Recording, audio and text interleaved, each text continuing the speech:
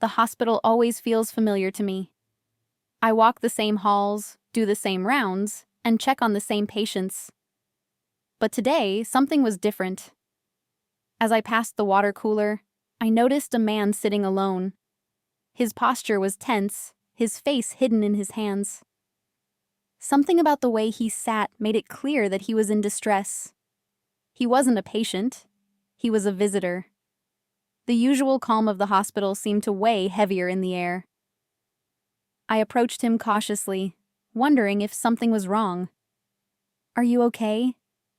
I asked quietly, my voice carrying a gentle concern. The man looked up slowly, his eyes locked onto mine. He was older than I expected, with a weary expression that didn't match the usual visitors I encounter. He didn't seem angry, just lost, like someone who had just received bad news. "My wife was just brought in," he said, his voice thick with worry. "I don't know what's going on. I'm overwhelmed." His words seemed to hang in the air, and I could hear the pain in his voice. Something about him felt familiar, though I couldn't place it. I could see the tears in his eyes, but his smile was forced, almost as if he was trying to convince himself everything would be fine. I nodded sympathetically, but as I watched him, I couldn't shake the feeling that I knew him from somewhere.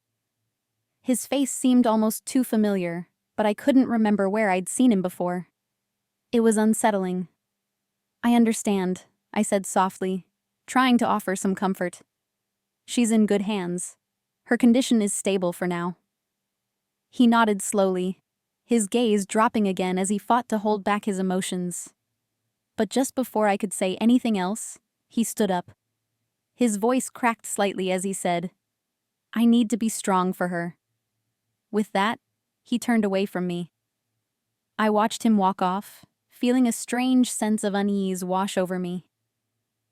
As I made my way through the hospital, my mind kept returning to that man. There was something about his words, his voice, that wouldn't leave me. I couldn't explain it.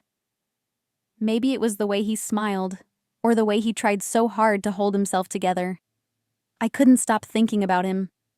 I tried to focus on my patients, but I kept catching myself thinking about his expression. I had seen so many visitors come and go in the hospital, but none had left an impression on me like this.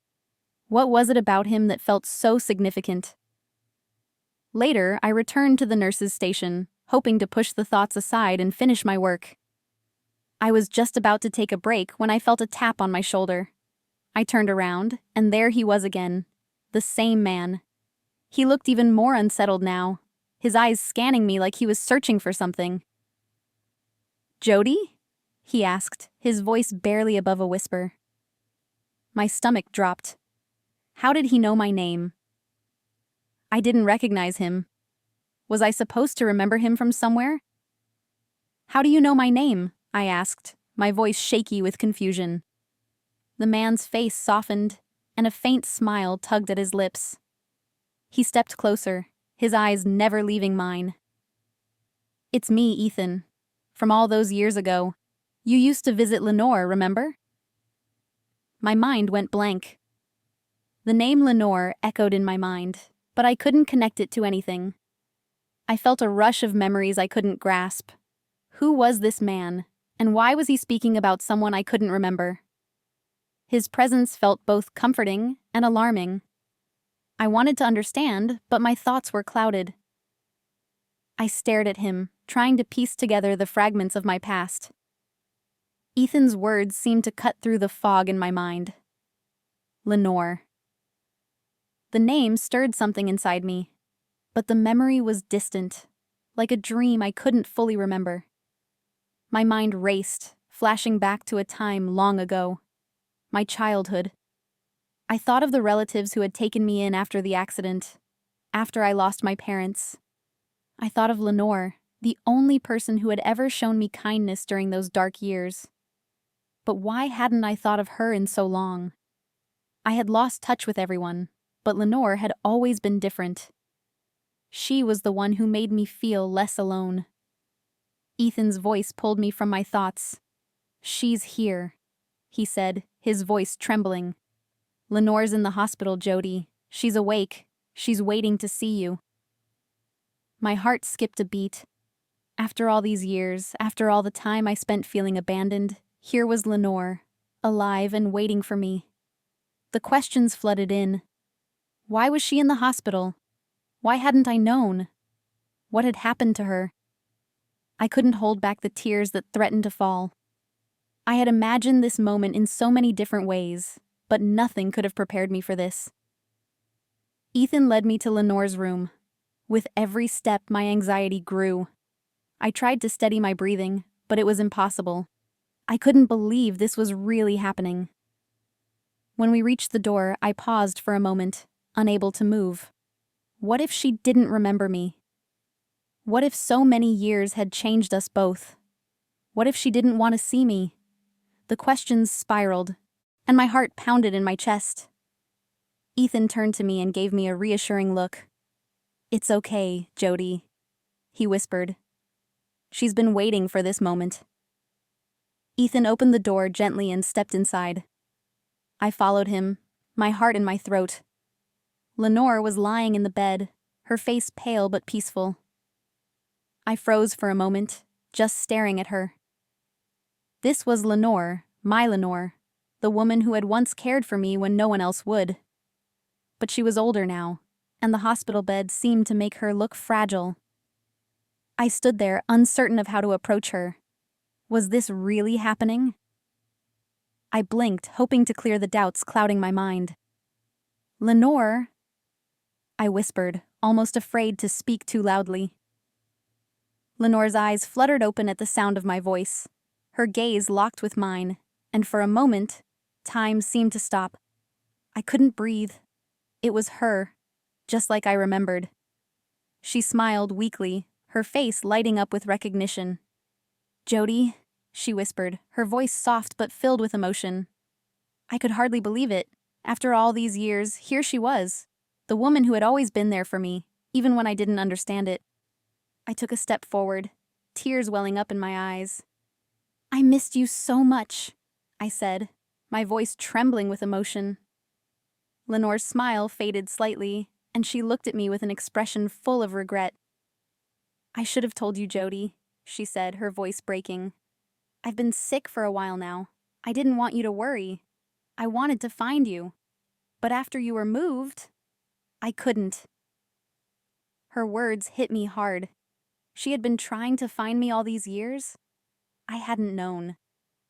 I had no idea how much she had cared. It felt like a weight had lifted off my shoulders, but there was also a sadness that I couldn't shake. Why had we lost so much time? The room was filled with silence, except for the soft hum of the machines around us. I felt overwhelmed by everything that had happened. The years of separation, the pain, the loneliness. But now, Lenore was here. She had always been the one person who had cared for me, and I realized that I had never really stopped needing her. My heart ached as I looked at her, this woman who had sacrificed so much to become a nurse, to help others. "I'm sorry," Lenore whispered again, her eyes filled with sorrow. "I didn't want to burden you, but I've always wanted to be there for you." I squeezed her hand, trying to comfort her, but the words felt so small compared to the emotions swirling inside me. "I'm just glad you're here," I said quietly. "I thought I'd lost you forever." Lenore nodded slowly, a tear escaping from her eye. "We both lost so much time, Jody," she said, her voice trembling. "But I'm here now. I'm not going anywhere." Her words filled me with warmth, but there was also a deep sadness. Why had it taken so long for us to find each other again? What had kept us apart for so many years? Ethan, who had been standing quietly in the corner, stepped forward and placed a hand on Lenore's shoulder. "She's right, Jody," he said softly. "We've both been through a lot, but now we have a chance to make up for the lost years." I looked at him, feeling a wave of gratitude wash over me. I hadn't known how much they had both cared, how much they had both wanted to be there for me. But the road ahead was still uncertain. Lenore was sick, and I didn't know what the future held. But for the first time in a long time, I felt hope. As I left Lenore's room that night, I felt a strange sense of peace. I still didn't have all the answers, but I knew one thing for sure. Lenore and Ethan were a part of my life again.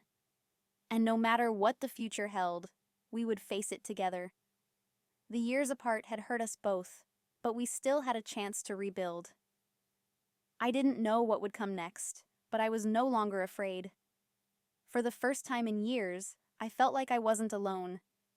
The road ahead was uncertain, but it was ours to walk together.